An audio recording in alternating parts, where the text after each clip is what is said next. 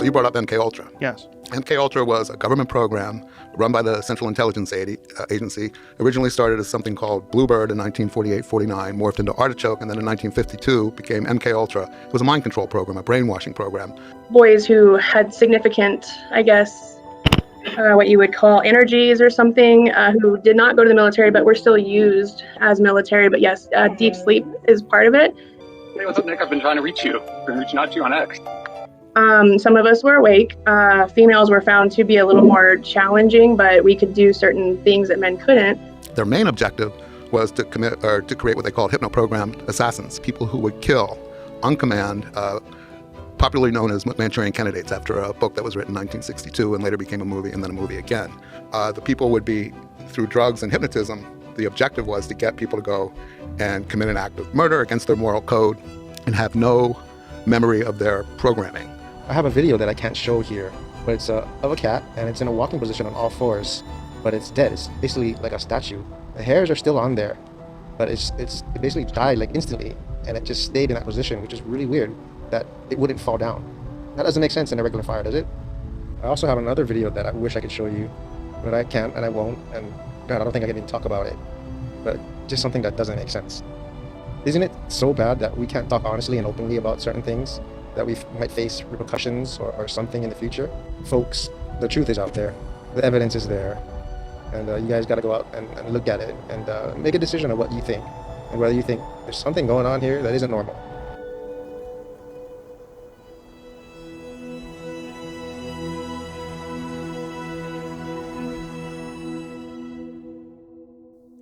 All right, just a little bit of house cleaning here. We've got 3 tiers of, I know you guys are like, when are you going to launch it, dude? You keep talking about it. When are you going to launch it, dude? All right, so we've got 3 tiers of the memberships where you could be a member of the program. And it's neat, and you get perks, and you get recognition. All right, you get to be part of the cool kids on the block. We're getting old, aren't we? And what are they? The first tier is Sunbeams. The second tier is CTR. And the third tier is Valiant. And we will be launching that very soon, like within the next couple of days, maybe even less. All right.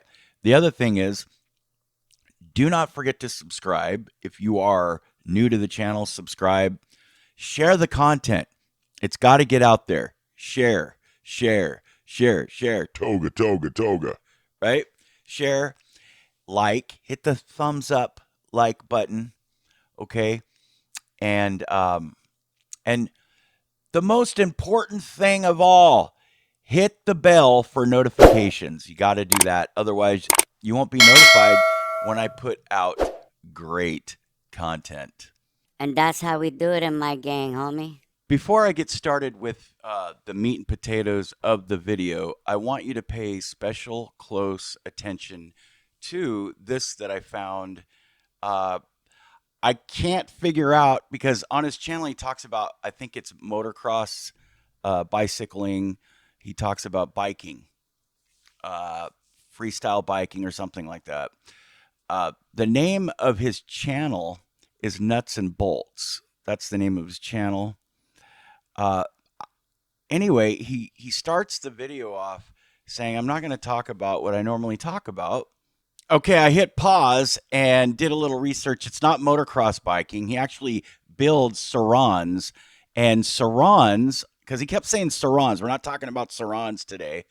Sarons are, they're electric bikes, founded in 2014, a combination of innovation, industry-leading specialists, cutting-edge technology, and meticulous product development led to the release of the original e-dirt bike, the Light B, in 2018. Interesting. I've never heard of the likes. Sounds fun. When I get skinny, I'll get me ones. He's also a first responder, because he says medic. He's talking to somebody. If you look when the camera is panning in his car, I think he's got a cell phone or a camera, a dash cam, you'll see medic. You'll see the the snake, it's the caduceus, the symbol with the staff, the serpent around the staff. Anyway, so I think he's a first responder. That's possible, but pay close attention to what he says. And he does a drive through. You're going to take a drive with him through the fire. This is 2 days after the fire, and how he feels about that.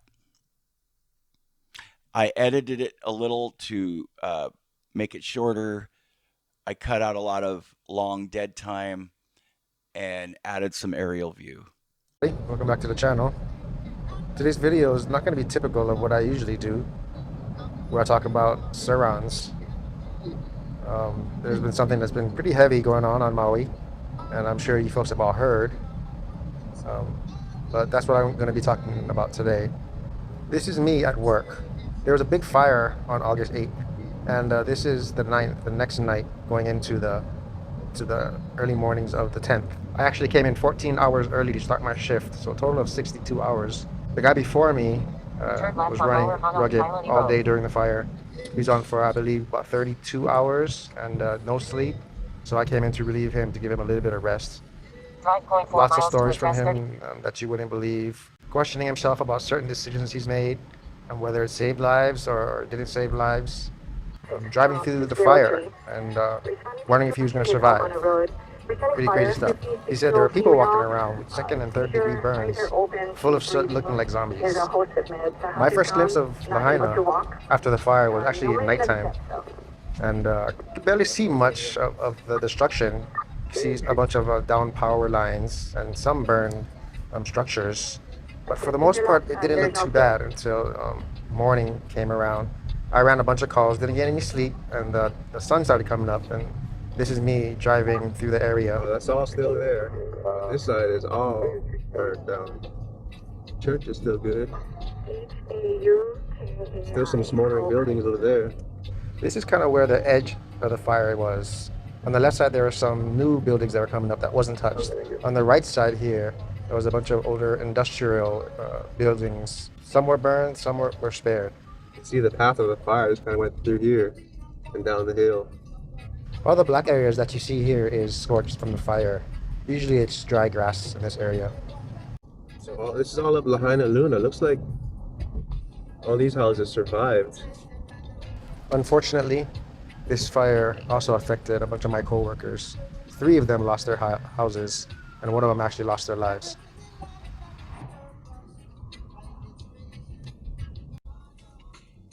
Wow, that house survived right there. I think that's the same house that survived the last time there was a fire. Like everything around it burned down except the house. And the smell in the air is just pure smoke. It's all you smell.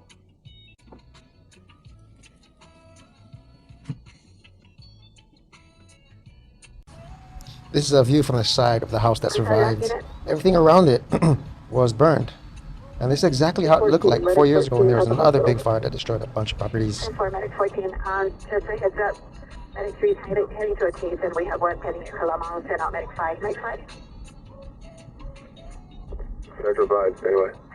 I can hear their tiredness in everybody's voices on the radio. They're being really professional, but I know the heartache everybody is going through at this moment. Medic 15 standing by, still in Lahaina.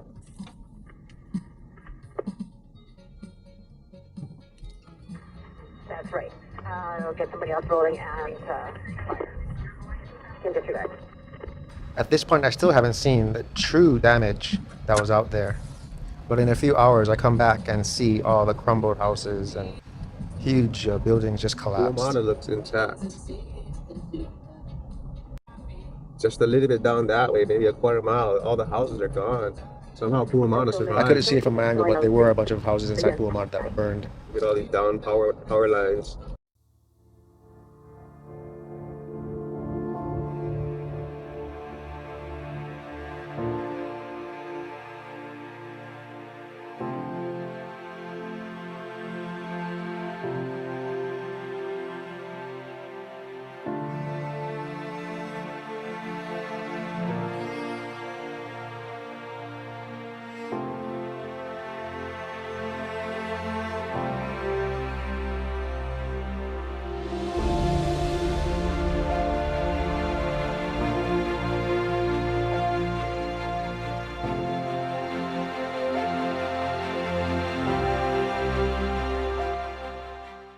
Wow, all the trees at Lani Folk are all down.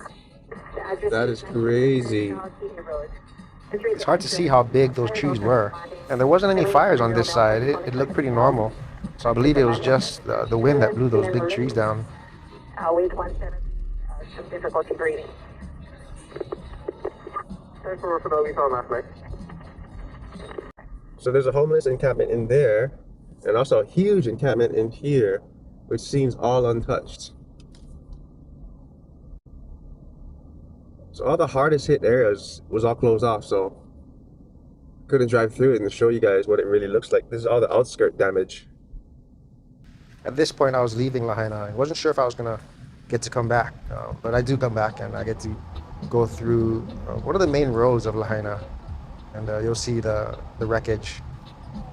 This is about 2 in the afternoon now, and I'm coming back into Lahaina on the main road that goes into the city there. That's the first road that goes into Front Street. As you can see, it's blocked off.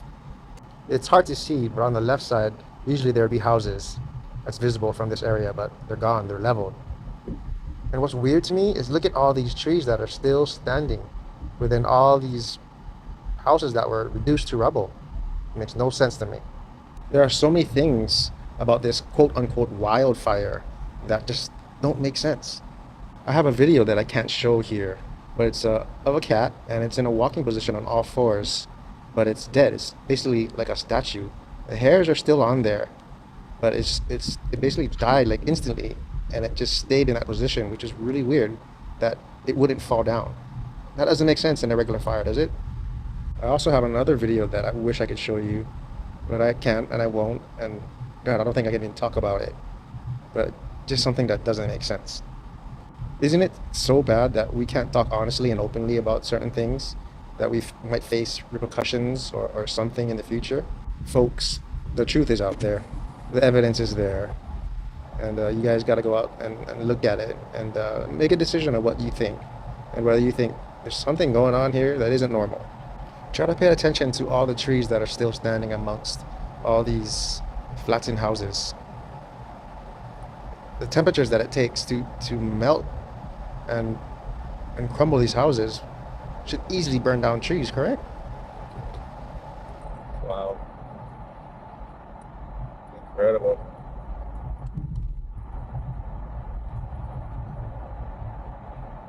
It's a bad nightmare.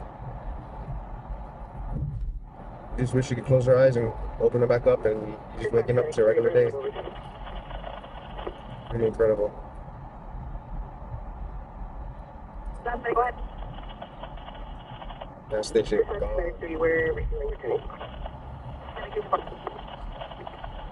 EMS 1 to AMR transport unit, may you get there? For me, County of Deuce County. Deuce County, we're just wanting your ETA, so someone's waiting for the rig.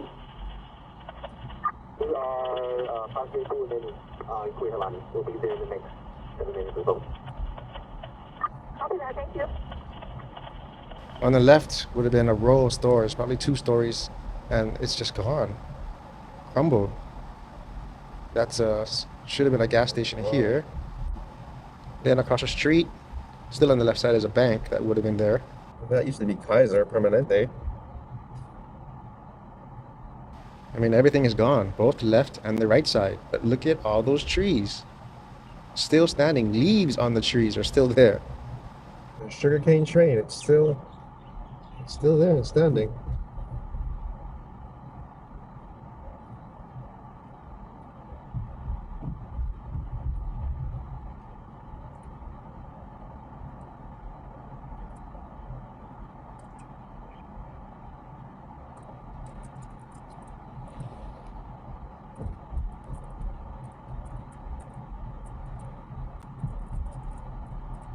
That was still standing.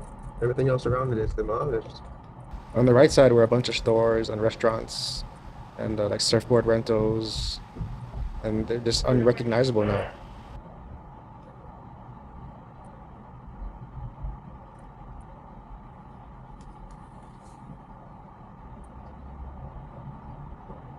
From here, Most of the structures are intact. But what is strange are some of the structures in the middle of this where you can't see from this view. They were gone too. People just walking around with their suitcases, nowhere to go. There's a little cat in there.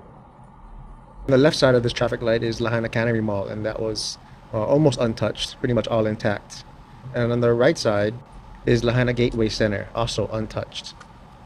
But right past these two malls, if you went straight there, there's another community, Wahikuli area, that's completely gone too.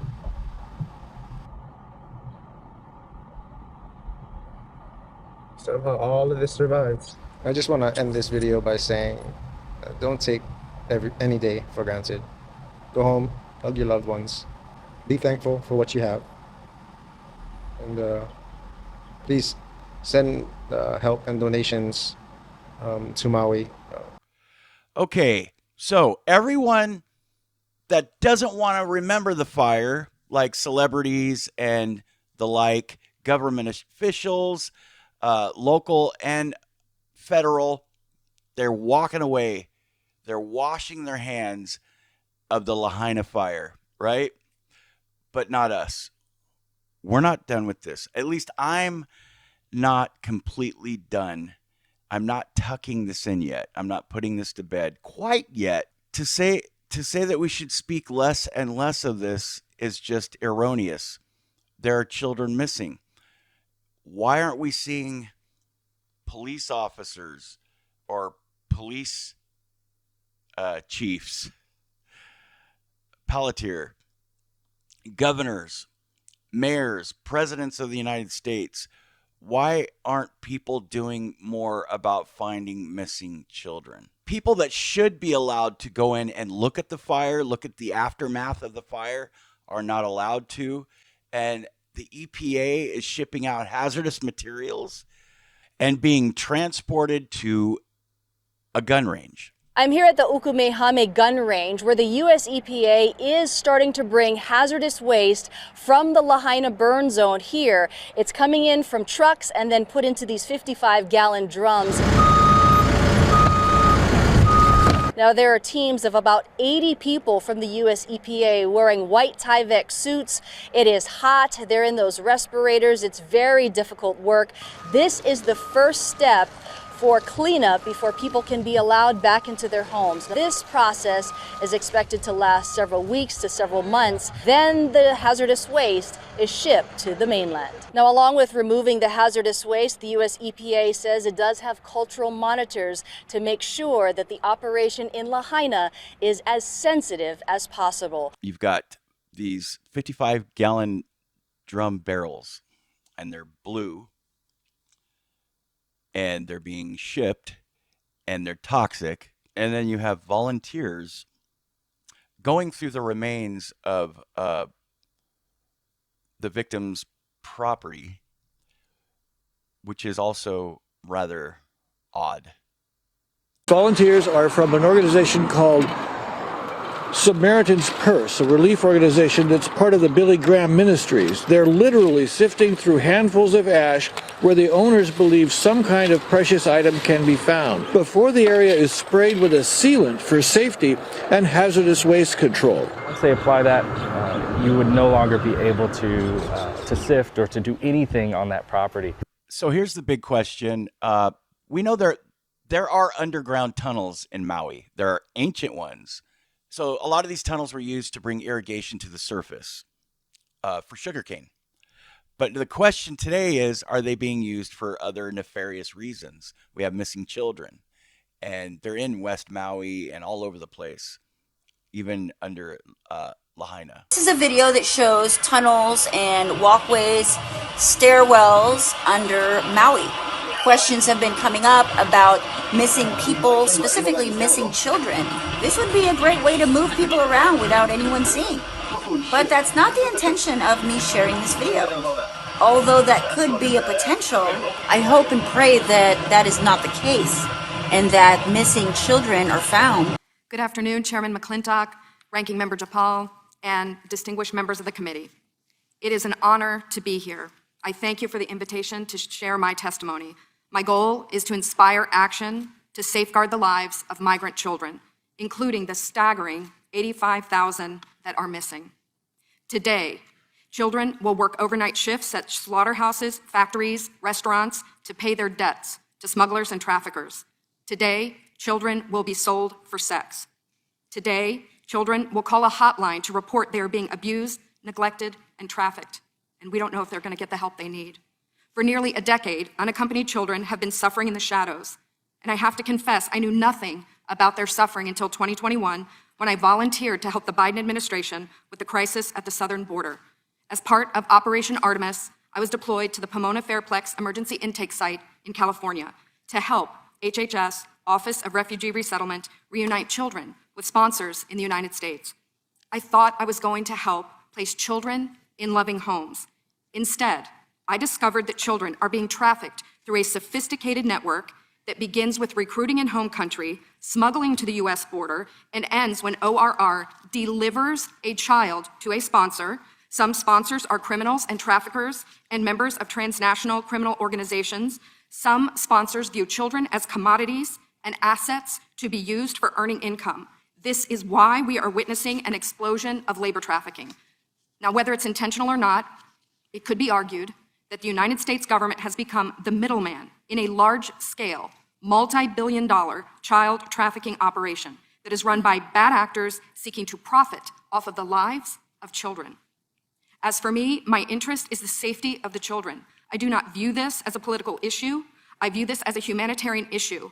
I assure you, my motives are the highest and best. I want the children protected. So I want to tell you some of what I witnessed personally at the Pomona Fairplex. I saw vulnerable indigenous children from Guatemala who speak Mayan dialects and cannot speak Spanish. That means they cannot ask for help in English. They cannot ask for help in Spanish. They become captives of their sponsors. I have sat with case managers as they've cried to tell me the horror of what has happened to children as they make the journey to this country. I saw apartment buildings where 20, 30, and 40 unaccompanied minors have been released. I saw sponsors trying to simultaneously sponsor children from multiple ORR sites at one time. I saw sponsors using multiple addresses to obtain sponsorships of children. And I saw numerous cases of children in debt bondage, and the child knew they had to stay with the sponsor until the debt was paid.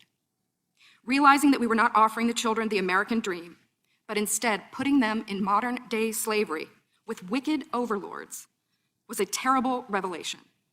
A terrible revelation.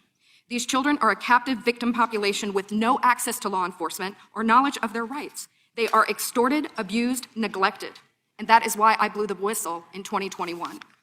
I witnessed firsthand the horrors of child trafficking and exploitation. My life will never be the same after what I saw, but I have hope because I'm counting on you. It's my hope that you'll take action to end this crisis, to safeguard the lives of these vulnerable children. People have asked me, what can be done? What would you suggest? Well, first, I think HHS's number one priority is oversight. They must commit to oversight, transparency, and accountability. If I could wave a magic wand, this, I believe, could be quickly solved by experts in the IG community. There is a Pandemic Analytics Center of Excellence, or the PACE, as we call it. I believe if data analysts at the PACE could look at the data, children could be rescued, criminals could be prosecuted. If the PACE had access to this data, it shows where the children are and who has them. I think also we need to change the culture of speed over safety. Speed is the wrong performance measure when dealing with children. We need to revamp the vetting process of sponsors and have case managers who have investigative backgrounds, data analytics backgrounds, some certified fraud examiners. And I think we need to reimagine a system where the sponsor is the accountable party. Sponsors should be required to report to ORR. And lastly, stop retaliating against whistleblowers. Stop retaliating against the people who are trying to tell the truth to save the children. As it is written, a wise man listens to advice, while a fool continues in his folly, and HHS needs to be wise to care for. Is it just me? Is the lady in the behind her, is she laughing at her, like mocking her? Or is she on her side, like agreeing? Yep, I agree with everything she says. I don't know. Go back and look at her. I don't think people understand how much property Oprah actually owns on the island of Maui. You look up pictures of the house and this is what you see. You see her house, a mansion with her guest house is also a mansion. But this doesn't tell the full story. Zoomed out on Google Earth, she has this exact division of property, almost 1,000 acres that she owns solely. One person owns this much property on someone else's sacred land. Nobody needs that. Her property has its own private road that only a few people can use. So when you go and you look at pictures of Oprah's house on Maui and you only see stuff like this, just know that's not her property. She owns 1,000 times more than what you're seeing. She bought all that property somehow for $6.6 million. If you go and you estimate the value of all that acreage now in Maui, it's over $300 million. So basically, she could sell a third of that land back to the people of Maui at full market price, which is still evil, and use that $100 million to give it back to the people of Maui. No one person needs that much property of any island. It's ridiculous. But the north of this is Kaanapali and Kapalua, where you have nice high-end condos and resorts and golf courses and things like that. Now, was that touched by the fire? So let me read this from the Google. The Google says properties in Napali, and that's north, right? The north end of Maui, right? North of Lahaina. Kaanapali, I think I'm pronouncing it right, Kaanapali and Kapalua were generally spared any structural damage, with many resuming operations in order to shelter their own displaced employees and accommodate evacuees. These people are running to where? The places they didn't want to destroy. The rich people, right? Responders and emergency workers. And the good news is that much of Maui, including the popular Kaanapali Beach and Wailia, was not affected directly by the fire. The bad news is, even if you were planning a trip to one of those spots in the next few months, you'll still be impacted by everything that happened around it. So you see what's going on here? I needed an encore presentation of this lady here. We were so concerned about what was happening in Maui. You're so concerned about what's happening in Maui that you somehow managed to hire a private firefighting team to protect your land before the fire started. You're so concerned about what's happening in Maui that instead of taking some of that land and housing even a small portion of those displaced people, you've hired a private security team to keep them off your land. You're so concerned about Maui that you simply haven't had time to denounce any of the shady real estate deals which are robbing people of everything they have, like the ones you were involved in that helped you acquire that land for pennies on the dollar of what it was actually worth. You're so concerned about Maui that instead of taking what would amount to a year's salary for you and 4 or 5 of your billionaire friends, which could be used to rebuild the entire place in a matter of months, you're jumping on social media and asking the American public, most of whom can't afford to pay their rent right now, to do it for you. You're so concerned about Maui that it's more important that you get social media points than that you help. And a couple of videos back, I showed you Nick Sorter, who is an independent journalist. He's been out wanting to get the truth on things in Maui without very many successes, of course, like all of us.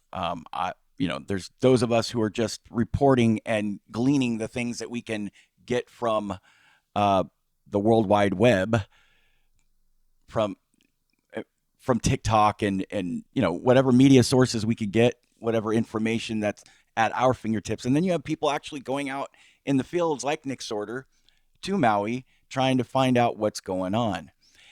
And then you have stalkers, and they're not just people. I honestly don't. These have to be bought and paid for operatives. The guy that was stalking Nick, remember this video? It's very odd, and it leads me to something else, which I will talk about in a second, right after the video. This is crazy world we live in, and don't make anyone surprised what happens on Steve Bannon's War Room show on Saturday. The journalist Nick Sorter was doing a live report from Maui, Hawaii, when a crazy dude who seemed like a mega leftist confronted him. Nick Sorter has been looking into the wildfires in Maui, Hawaii. He's digging into claims that tech billionaires and celebs might have started those fires to grab land from the local Hawaiians. You gotta see this video for yourself. Hey, what's up, Nick? I've been trying to reach you. Been reaching out to you on X. We're supposed to be meeting with people here. What victim had Okay, yeah. So this is so you're seeing this vibe right now. People actually tracked me down. And you were staying in a tent. You said you were coming and staying in a tent.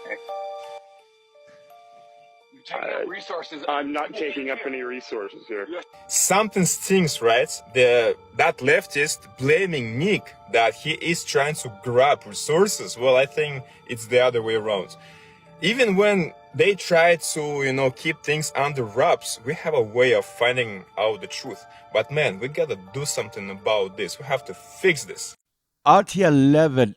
Oh my goodness, how do you pronounce your name, boy? Artia Lebedev. Artia Lebedev is from somewhere over there. Anyway, I got this from him, and he calls him a leftist. However, can it go deeper than that? When you look at the guy behind Eric, there's something eerily sophisticated about him. Like he's not just some ordinary John that lives in the basement of his parents' house somewhere, plays video games, or some Antifa freak that GS has recruited with his henchmen, right? His paid off henchmen, because GS pays his henchmen to recruit these lost boys. They're lost boys. When I see this guy behind Nick, I said Eric, I meant Nick, behind Nick Sorter, it doesn't look like your run of the mill, but I mean, we don't really see very many of the Antifa folks talking, right? We really don't see very many Antifa speaking. They like to keep themselves hidden in the shadows. But this isn't just some lost boy. Well, he's not an idiot lost boy. He looks like he has a very specific agenda. We're supposed to be meeting with people here. What victim had Okay, yeah. So this is so you're seeing this vibe right now. People actually tracked me down. And you were staying in a tent. You said you were coming and staying in a tent. Like he's got some order of business to take care of. This guy behind Nick Sorter, he's on a mission. That question goes to you, Mary. MK Delta, can you describe it? I can. So there was there's many parts, but the two that I was familiar with in the MK Delta was, it was first started, I believe, in the 1953, where they tested it on prostitutes first, who may or may not have been fornicating with government officials to see if they could infiltrate any questions, and then they could come back and report without knowing that's what they were doing. So then that became quite a thing, and they called them sex kittens. Marilyn Monroe happened to have been one of them, to name one. And she had a high clearance. She even had a Majestic card to get on certain military bases, but she didn't know she went on those bases half the time. And then the other Delta was the Delta soldiers, and it started off mostly with men who volunteered from the military, or some who found, like, boys who had significant, I guess, what you would call energies or something, who did not go to the military but were still used as military. But yes, deep sleep is part of it. Hey, what's up, Nick? I've been trying to reach you. Been reaching out to you on X. Some of us were awake. Females were found to be a little more challenging, but we could do certain things that men couldn't, like infiltrate areas that men were more than likely about to be caught. Now, granted, I'm not saying that that's who that guy was. I am not saying for sure if he was part of an MK Ultra experiment, if he was a CIA operative that came from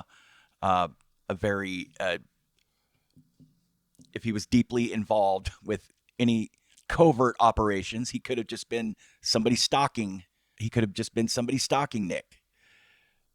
Nonetheless, we look at every angle. MK Ultra was a real thing. It very much is, could still be is, the is word, but very much was real. So you brought up MK Ultra. Yes. MKUltra was a government program run by the Central Intelligence Agency. Originally started as something called Bluebird in 1948-49, morphed into Artichoke, and then in 1952 became MKUltra. It was a mind control program, a brainwashing program.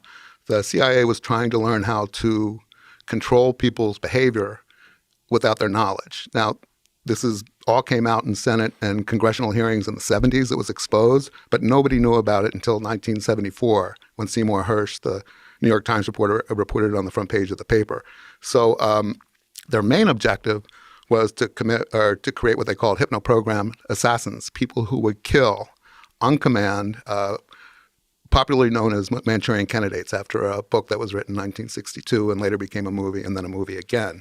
The people would be, through drugs and hypnotism, the objective was to get people to go and commit an act of murder against their moral code and have no memory of their programming and be amnesic even of the act after the fact often.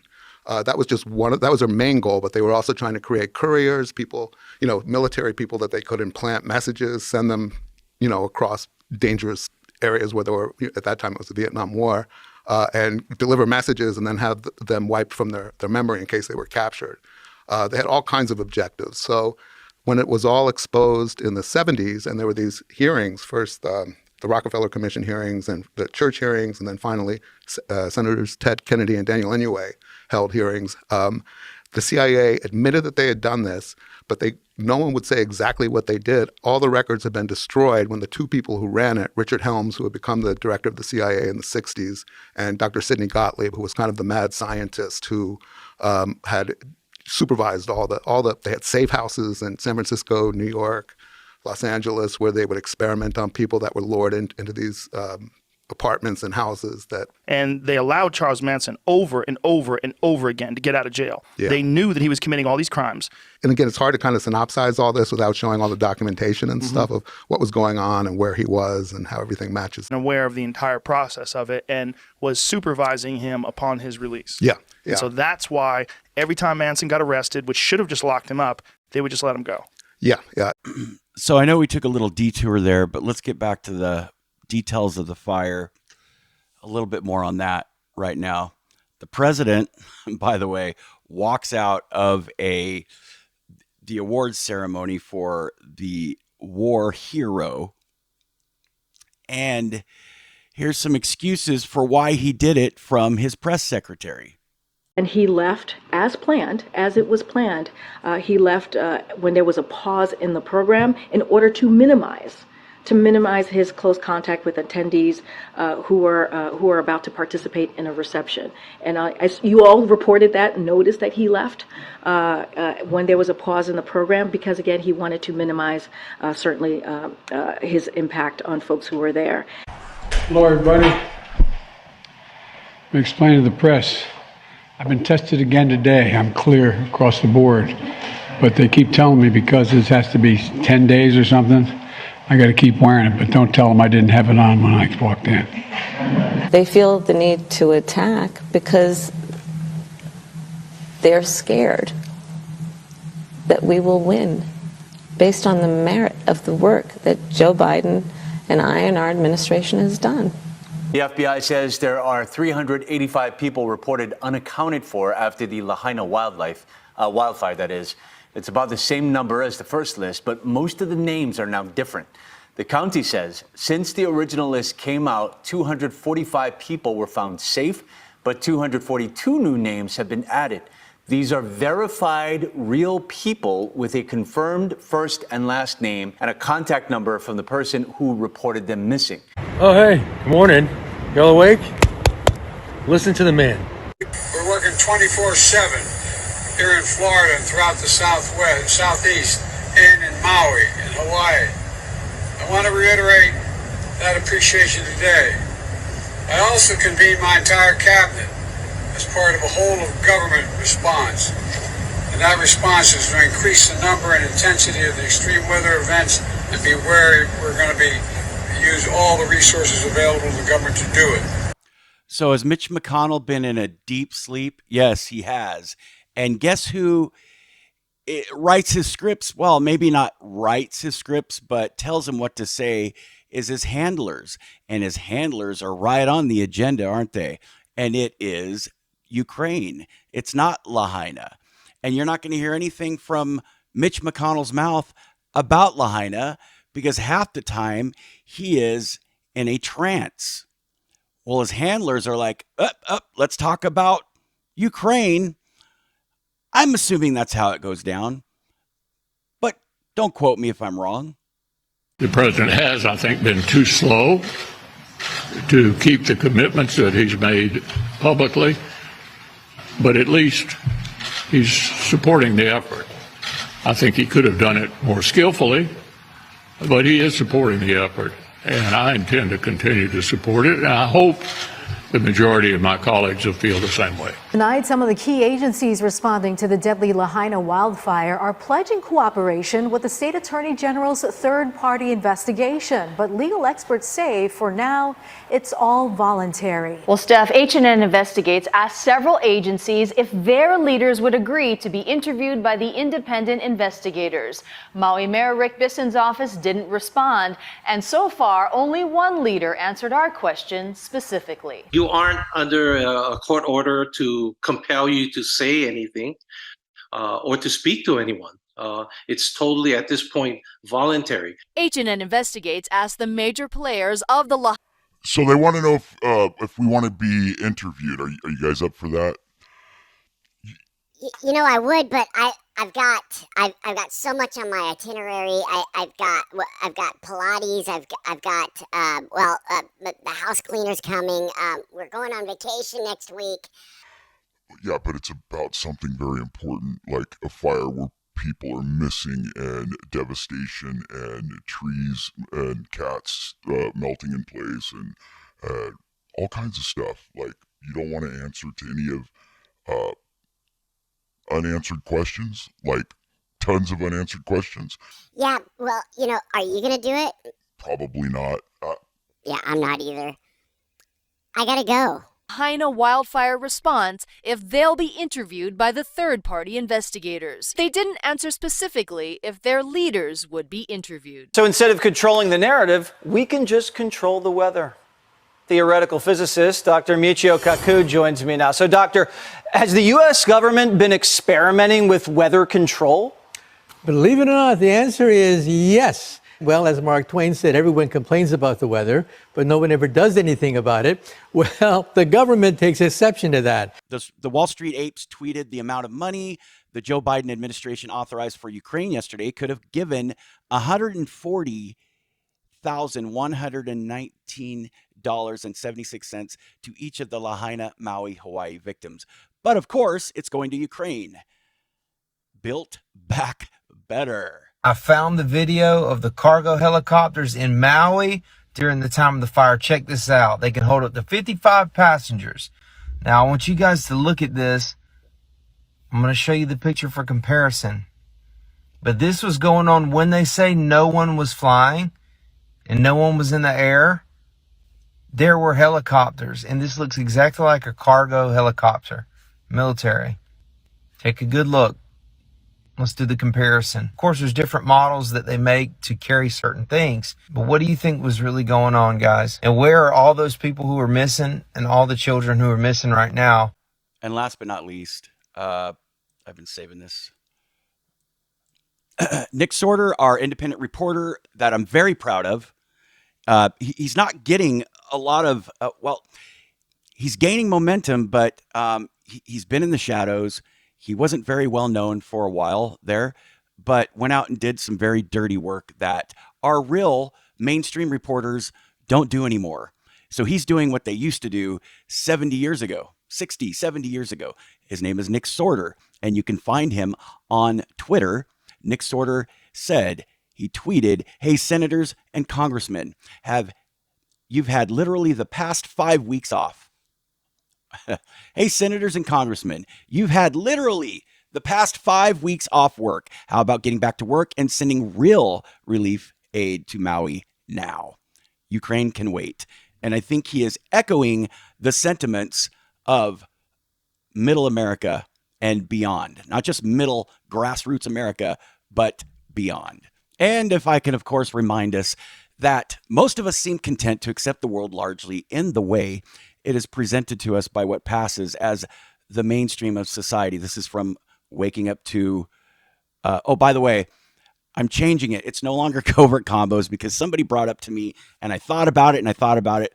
I think this person's done it 3 times. He said, combos, it sounds like food. It sounds like you're going to a fast food, you're in the drive-through and you're ordering one of the value meals, the combos. And he's right. It sounds like food. Yes, it's not. Somebody's playing Iron Butterfly outside on Sunday. Is that my wife? That is my wife playing Steppenwolf after church. She had some meetings afterwards. She has agency. She does whatever she wants. Anyway, so I'm changing it to Cloak and Daggers. It is now Cloak and Daggers. We're sticking to that, though. I promise. It's Cloak and Daggers, so it's not combos, covert combos. So maybe some of you like that. But the combos part, that was... It wasn't her. I went outside. It's my neighbor. I was like, Andrea, come on now. Mormon. We're supposed to be listening to Tabernacle Choir on Domingo. Domingo is Tabernacle Choir. For all of you that know Latin, Spanish. Domingo. It's Sunday. Okay, so no more covert combos because a combo is a meal that you order. And I thought about it. And oh, yeah, that's kind of cheesy. So it is now Cloak and Daggers. Cloak and Daggers. All right, so let me leave you with this. Going back to what I was reading, most of us seem content to accept the world largely in the way it is presented to us by what passes as the mainstream of society. In other words, there's a lot of things in the shadows that you don't know that might sound ridiculous that I talk about on here. We don't know if the guy that was behind Nick Sorter was an operative of the CIA. We do not know that. But did it happen? Absolutely. Does it still happen? I'm sure it does. The CIA isn't getting any more benevolent and better. They're going the opposite direction, and they're recruiting a lot of Latter-day Saints, which I'm going to have another episode. We're going to be talking. We're going to be reacting and responding, and I'm going to be showing you a guy that has warned Utah. That is, he called it, and he's not a member of the church, but he is a very staunch conservative, and he is a professor. He has his doctorates in many different areas of sociology and world politics and government and history, world history. And he said Utah is one of the fakest conservative states he's ever come across. And we will get into that, and I'll let you know why, and he will let you know why. But this is from Waking Up to, I'm not going to say SC Secret Com, because they ousted me last time I said that. So Waking Up to Cloak and Daggers, but I'm going to leave the link. All right. But conspiracy, despite its overwhelming historical precedence, is often dismissed as non-existent or, at best, limited to small or foreign groups. I want to leave you with this scripture right here. Okay? Right here. Here's one. Helaman chapter 1, verse 12. Secret combinations have secret signs and words, protect one another, and mingle into society in a manner whereby they cannot be found. We'll leave it there.